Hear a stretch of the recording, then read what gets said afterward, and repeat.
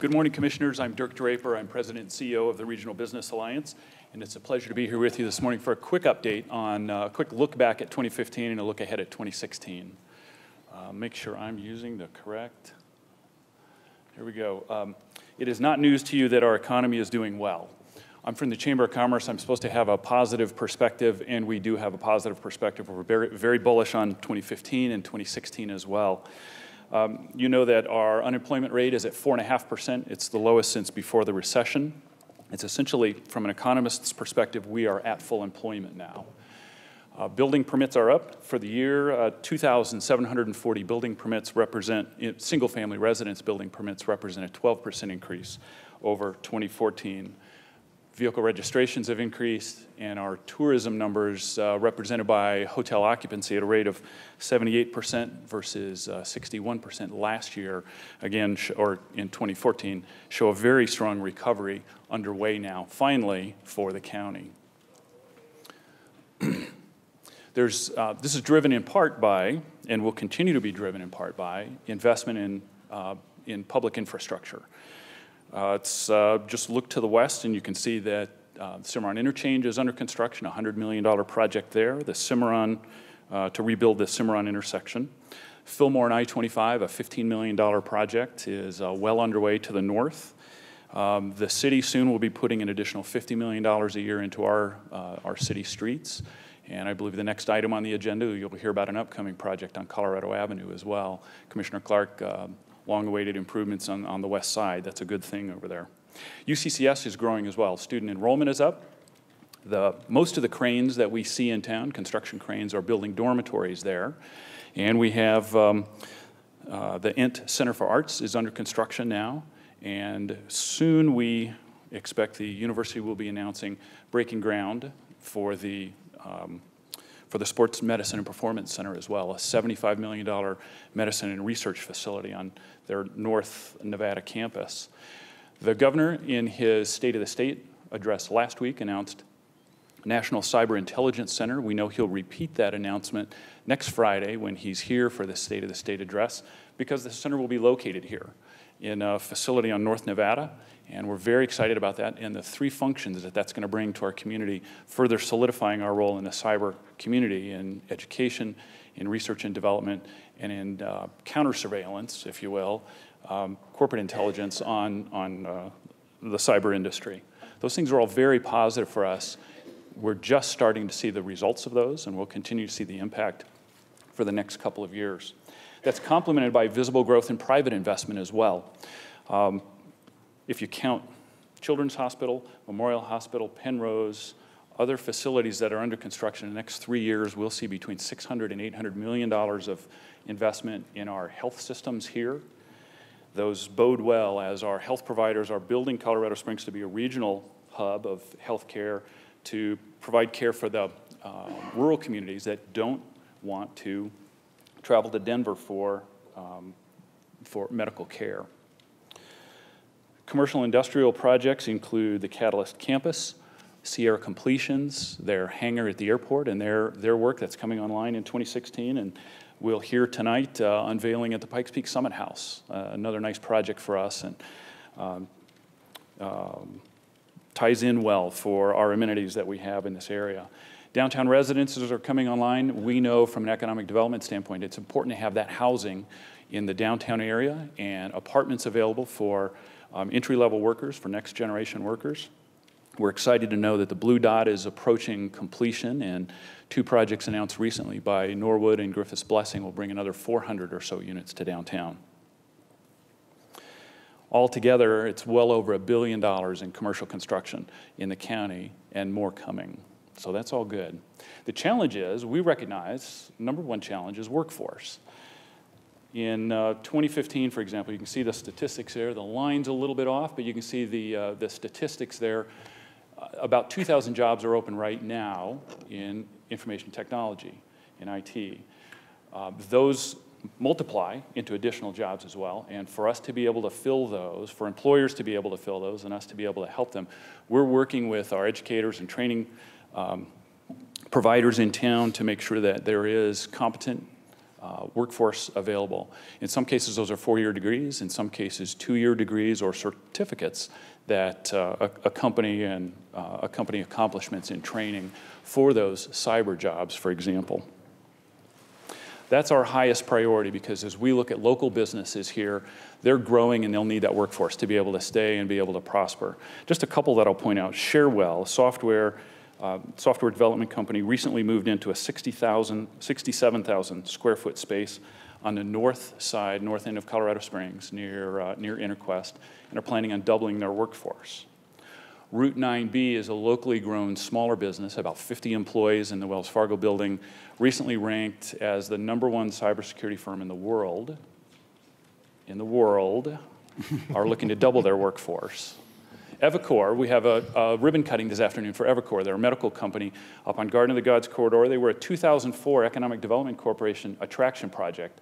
They promised to bring 100 jobs to the community.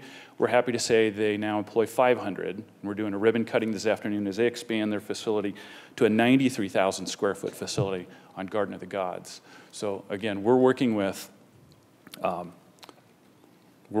Pikes Peak Community College, with UCCS, with CTU, with the Air Force Academy, and identifying opportunities for their grads.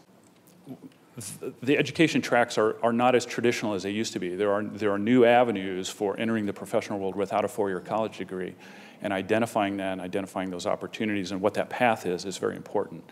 We are working not yet with the cybersecurity world. It's kind of interesting. Other than Route 9B, if you have a chance to visit their facilities, it looks like something out of a Michael Crichton novel. Very high tech, but many of them are, there's not a lot to show yet. And so we haven't developed those. We have in manufacturing, for example, we sponsor the SOCOM, the Southern Colorado Manufacturing Facility, to show students, and we bring in several thousand students from Southern Colorado to introduce them to today's manufacturing world. We'll look for opportunities to do that. Thank you for that suggestion in cyber as well. We focus currently, and in 2016 we'll continue to focus in 3 areas. One is in community development, government affairs, business climate, and those very important workforce initiatives. Hannah Parsons joined our staff about 60 days ago to fill this role. We're very pleased to have her on board to work with Andy Merritt, who works in defense development, working with our installations as well as the missions that are located there, and the commercial industry as well. The third area we work in is economic development, and that's one maybe that's most widely recognized in the community, dealing with job growth, with business attraction, and working with industry clusters to promote our region's economy. Intentionally shown as a Venn diagram, because there's very little that we do that's just in one of those areas. Lots of overlap and lots of work sharing within my organization as we promote these areas. In economic development, there's looking ahead to 2016. Speeding ahead. Workforce development is one of our priorities for this year, as I mentioned. We're hosting regional benchmarking trips, and we'll be in Washington, D.C. again in the fall. Several of you have gone on those, and hope you'll continue to do so with us. Good lessons there and good connections. We're continuing to build a presence throughout the state. Last week, we were at the State Chamber of Commerce's legislative lunch. We took about 10 folks from Colorado Springs, continuing to engage in state issues and increase the community's visibility across the state, and regaining a prominent voice of business. Last year, you'll remember about this time, we did Keep Carson Strong, a very successful campaign to show community support for our installations as they were facing potential for reductions. Commissioner Glenn, we were at the Academy earlier in the summer to do flyovers and look at the noise issues that the Academy is dealing with in some of those north neighborhoods. We remain engaged in that discussion in the community, and working on that in 2016. Securing the National Cyber Center, actually locating it here and making sure that we have the resources available for that to succeed is our top priority in defense. Again, one of those that crosses over because there's a commercial aspect to that as well. We'll be hosting Department of Homeland Security Cyber Conference in March here. We'll bring national leaders in on that topic. And again, continuing to raise our national profile of the region through these activities. In economic development, this is Al Wenstrand's area. We were involved last year in creating almost 2,400 jobs, the largest of those being Sierra Completions, as they now have 3 executives who live in the region and are standing up their facility out at the airport. the second bullet, just to explain that, we actually got involved in helping them, and continue to be involved in helping them locate their companies who are part of their supply chain. So we have one manufacturer, one employer who arrives, and then their smaller companies that surround them, provide goods and services to them. We're continuing to work with them as well. Our goal for this year is to create an additional 2,000 direct jobs to assist CR completions in their arrival to make sure that they succeed in standing up that operation here. There again, you see that secure the National Cyber Center is a very high priority for us throughout the organization. And you'll see big changes in our website. It's not fully functional today. It's not where it needs to be, and we're in the process of updating that. You'll see big improvements for how sites are identified and how we work with companies before they even come to Colorado Springs, so they know our facilities that are available and attributes of the community. We're focusing our economic development in 4 areas in 2016. These 4 industries where we know we have resources here, there are existing companies here, and we have the networks, clusters, if you will, to support them to see that they succeed. Aerospace and aviation, that includes military as well as commercial operations. Health-related industries, as I mentioned earlier, and broadened to include companies like Spectranetics, who provide medical devices. Information technologies, to include data centers, cyber, and software companies, and then, of course, sports as well, very important to our region. We appreciate the support that we receive from the commission and from the commissioners and from the county. Good things happen when we work together. We continue to elevate the profile of El Paso County and make it an attractive place and let others know that it's an attractive place for them to locate their businesses and to succeed. When you participate in visits from other companies, they get a more comprehensive perspective of what our community and what our region has to offer them as employers here. And we also appreciate, and I can tell you this is very important to companies who come here, the collaborative approach that they see, and they see very clearly between the city and the county. They know before they arrive here what the mood is, what the conditions of operating here are.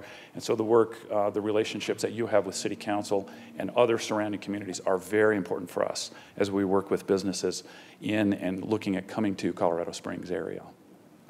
And then finally, as you look ahead to 2016, here's some things that you can do to continue to make that help us achieve our mission for the year.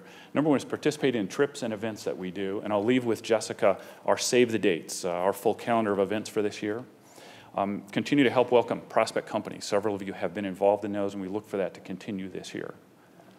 We're a membership organization. Refer members our way, refer prospects our way, and we're happy to host, welcome them, and explain what we do and what the community has to offer. And finally, thank you for maintaining your support in 2016. Look forward to future visits and letting you know as we progress through the year, milestones and accomplishments that we have. I'd be happy to answer any questions about our work. Just a tremendous thank you. We can kind of look at where we are now. You're talking 2015, 2016. I can look back over many years and see dramatic changes. And we've all been through ups and downs. We've had interesting challenges here. But we are in a very, very good place. And the partnership, thinking regionally, working with not only the city of Colorado Springs, but all of our municipalities within El Paso County, and in some cases leveraging what we have here to offer with state partners, is proving to be extraordinarily beneficial. And what I mean by beneficial is new employers, primary employers moving in, companies staying here, companies expanding. All of that translates into jobs, which impacts individuals and families, which is, we're a service organization, and all the services that we provide, we look for the impacts that help people become more independent so that we don't have to provide so many of those services, whether mandated or part of what we do locally. So there's so much intertwined in what we do. The regional leaders trips have been extraordinarily beneficial over the years.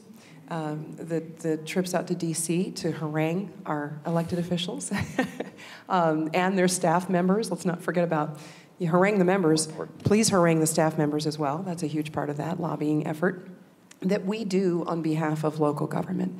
So, and when we meet with prospects, whether from some other part of the country or from some other part of the world, and we talk to them about the local government infrastructure, they know full well that to set up business in El Paso County, whether it's in a city or in unincorporated county, there's a route that they have to take through local government. There's a route that they have to take through the permitting, through regional building, et cetera. That's just the fundamental technical pieces of doing business. They know what it means when it works, and they know what it means when it doesn't work. And so that's critical for us to sit down and make sure that we're getting that done well and consistently. We hosted a company considering bringing an operation to Colorado Springs, and after 2 days here, they commented, and we wouldn't have heard this a year ago, but they commented on the unity of voice between the city and the county and the business community, and everybody they talked to had the same story to tell about this region, about doing business here. That's a tremendous advantage for us. It's a tremendous strength for us to be able to convey that. So I applaud your efforts and thank you for that. We also meet, you probably know this, but in case you don't, we meet with utilities, with the city, and with your staff on a monthly basis to review projects and prospects that we're working on. So we stay very closely attuned. We talk with Deanne on a regular basis and appreciate her collaborative approach in working with us. Yeah, so thank you. Dirk, appreciate the update. One of the things I wanted to ask, and I didn't, and maybe I missed it on your slides, but how can you talk a little bit about how you're working with the tourism industry as well? Because I mean, I know there's been a big focus on manufacturing and the high tech and the cyber, and that's great. But we have a very vibrant tourism industry here. And I realize that over time, it used to be the Chamber and the EDC, and they were all siloed apart from the Visitors Bureau. How are you working together with Doug Price and the Convention and Visitors Bureau to help that portion of the industry? Because I can say, yeah, last year was good, but when you've had 5 really bad years, it takes a really long time to catch up. And this is really one of the slowest Januaries I've seen, what I'm getting back from the tourism and hospitality industry. So can you talk a little bit about how you're working with Doug and collaborating on possible future promotions for our region? Commissioner, our primary emphasis is with primary employers, recognizing the role that they bring, that is companies that export a majority of their goods and services outside this area. It's a way to bring wealth into the community and rise the tide for this entire region. That's our primary focus. Not the only thing we do, though. So those 4 industries have been identified through long studies over many years of areas where we have the best chance to succeed in economic growth in the region. We do work with the CVB regularly in initiatives and on projects. For example, we're working with CVB and a city group that's looking at Olympic City USA. I want to make sure I get the brand right, and branding the city and those initiatives, and we will participate in those promotions. Doug and I meet personally professionally on a monthly basis to stay aware of initiatives, to make sure that our staffs are working together, that we are participating in each other's initiatives to jointly promote this area. For example, I spoke last week, Kathy Ritter was in town, the new state's tourism director. The Pikes Peak Lodging Association met Thursday night last week, and I was part of a group that addressed them on economic growth and economic initiatives in the community. So we're coordinating at a higher level, as well as sharing information about initiatives that are occurring in the region. And I appreciate that, and I know that your focus is primarily not necessarily on the hospitality industry, but you'd be surprised how much of hospitality is primary employers. So I would be, remiss if I didn't support that industry by saying, there's a lot of folks who work in the hospitality industry, and that is their only job. So it's just an important part, and I want to make sure that we're doing what we can to support all of the industries. Tourism is one of those things that brings millions and millions of dollars to our state and to our local community here, our county. And I just want to make sure we're not forgetting that industry is viable, because it doesn't manufacture something that you can necessarily see. It's not it's not making widgets. It's basically lodging and restaurants and retail and the things that really make sales tax, frankly. So just appreciate you keeping an eye on that and making sure that you work very collectively with Doug Price and the Convention and Visitors Bureau, and certainly the other chambers in the area, in the Pikes Peak region, whether that's Tri-Lakes or Manitou Springs or any of the other, what's the one? There is one out in, is it Falcon, Commissioner Latham, Yes. in your district? Yeah. So, Yes. so there are a lot of, I think, opportunities to do more in working together. We have a meeting this afternoon of the Southern Colorado Business Partnership, which is the chambers primarily from Castle Rock to Pueblo. We meet on a monthly basis to stay aware of regional initiatives and regional conversations. One of the topics today will be transportation priorities, legislation in the State House for transportation in this area, primary focus on widening I-25 to the north. Commissioner, if you ever have a chance to join us at one of our business after hours or one of our business connects, those are programs we do that focus on small business, and it's networking and support, information opportunities, and the hospitality industry is very well represented at those events. So there are ways that we work with them as well. And I'm glad you mentioned I-25 North widening.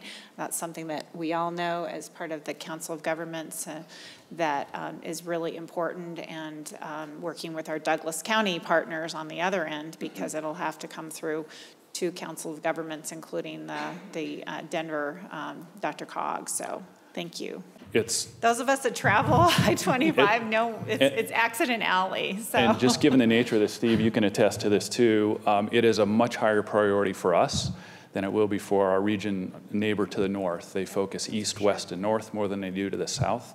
And it's a very important connection for us to the Denver metro area, and so we'll continue to beat that. I think that, when we have the opportunity to talk to different companies that are coming in, they really like that personal perspective, that each of the commissioners brings when we meet with them, and also, city council or the mayor.